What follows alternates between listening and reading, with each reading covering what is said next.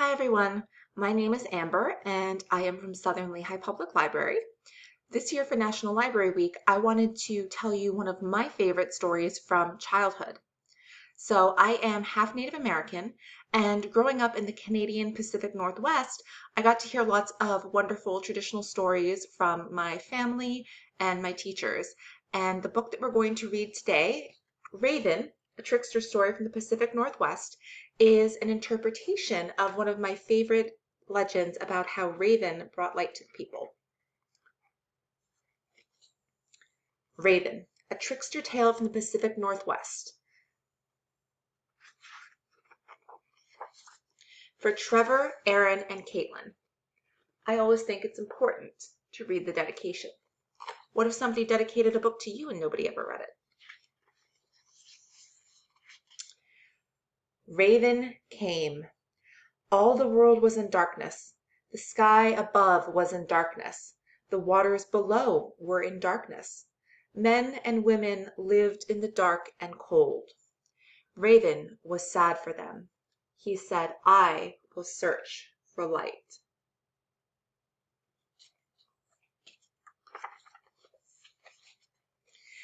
Raven flew across valleys and across mountains. He flew along rivers and over lakes. There was darkness all around. Then he saw a bit of light far away.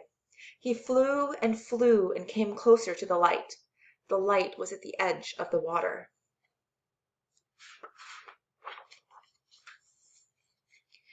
The light came from the house of Sky Chief, and it was shining.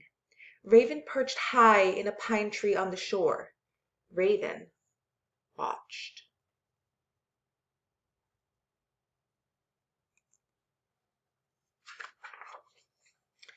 He saw a beautiful young girl emerge from the shining house and go to the edge of the water. She was the Sky Chief's daughter. She knelt and drank some water from a woven basket.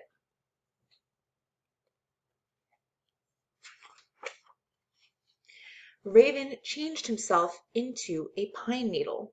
He fell down from the tree and floated on the water. When the girl drank again, she swallowed the pine needle.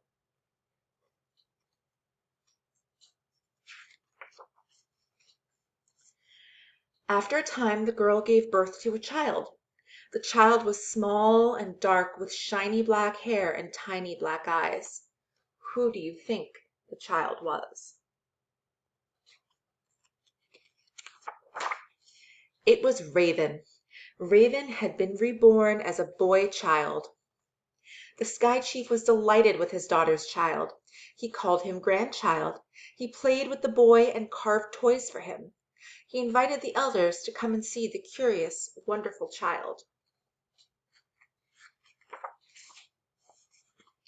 The elders gathered in the shining house with the Sky Chief and his daughter. They watched Raven Child crawl around the floor of the lodge. He pretended to be playing. All the time he was trying to figure out where the light was hidden. He saw a box in the corner of the lodge.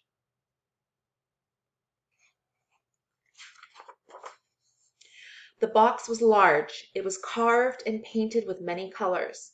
The box was bright. It glowed. Ravenchild said, Gaga! What do you want? Asked his mother. Ravenchild said, Gaga! He began to cry. What does the child want? Asked the elders. Ravenchild said, Gaga! He cried and cried. My grandchild wants the box, said Sky Chief. The young woman placed the box in front of Ravenchild, but he continued to cry. She took the lid off the box. Inside there was a smaller box. She took the lid off that. Inside was a smaller box.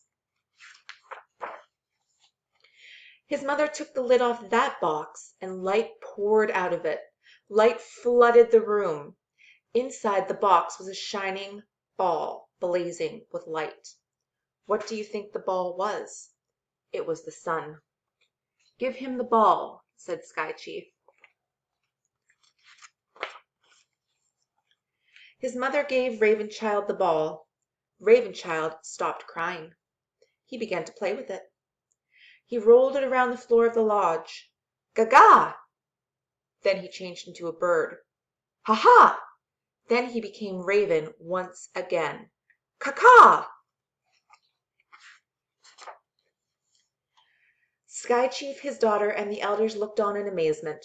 Raven plucked up the ball of light in his beak, flew through the smoke hole of the lodge, and disappeared into the dark sky.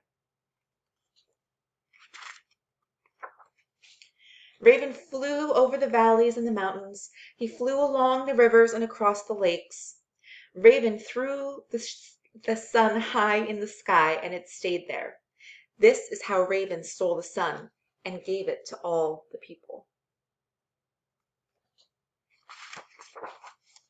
And why do the people always feed Raven? To thank him for bringing them the light. All right, I hope you guys enjoyed that, and I miss you all, and I hope to see you in the library very soon.